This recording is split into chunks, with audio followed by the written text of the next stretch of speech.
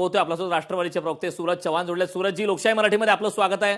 महाराष्ट्रात पुन्हा एकदा राजकीय मोठा भूकंप होणार अशी चर्चा आहे, कारण शरद पवार यांचे राष्ट्रवादी एनडीए सोबत जाणार अशी माहिती विश्वसनीय सूत्रांकडून आम्हाला मिळाली आहे। याबाबतची आपली काय शक्यता आहे, याबाबत आपल्याला काय माहिती आहे?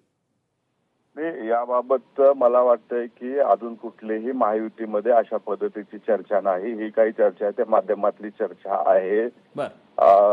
आम्ही ज्यावेळेस भारतीय जनता पार्टी सोबत यायचा निर्णय घेतला होता त्यावेळेस तिथं जी लोक राहिलेली ते फक्त त्यांना भारतीय जनता पार्टीची विचारधारा आवडत नव्हती म्हणून ते थांबलेली लोक आहेत।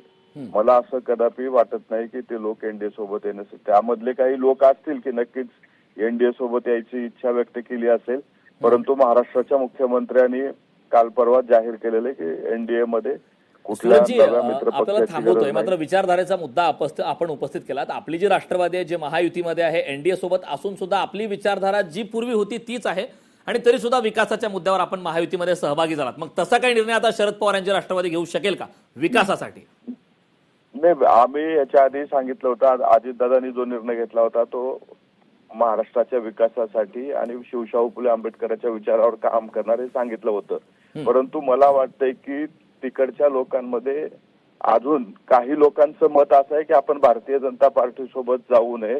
त्यांच्यामध्ये दोन मतांतर असणारी लोक आहेत। मला वाटतं की जोपर्यंत त्यांच्यातला अंतर्गत वाद भेटत नाही तोपर्यंत मला नाही वाटत की ते एनडीए सोबत येतील।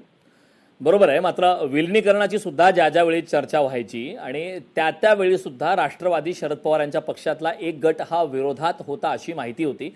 त्या संदर्भात काही चर्चा झाली का? कारण दुसरा गट एनडीए सोबत जाण्यासाठी आग्रही असल्याची माहिती मिळाली आहे। विलिनीकरणाच्या बाबतीत अद्याप कुठलीही चर्चा नाही, परंतु आमच्याकडे कसला प्रस्ताव आलेला नाही। या वरिष्ठ पातळीवरच्या चर्चा आहेत। जर तशा पद्धतीचं काही झालं तर नक्कीच आम्ही आपल्याला कळवू, परंतु सध्या तरी कुठलीही चर्चा नाहीये। नक्कीच सूरजजी, खूप खूप धन्यवाद, आपण लोकशाही मराठीशी संवाद साधलात त्याबद्दल। लोकशाही मराठी ऐका, पहा, जागरूक रहा।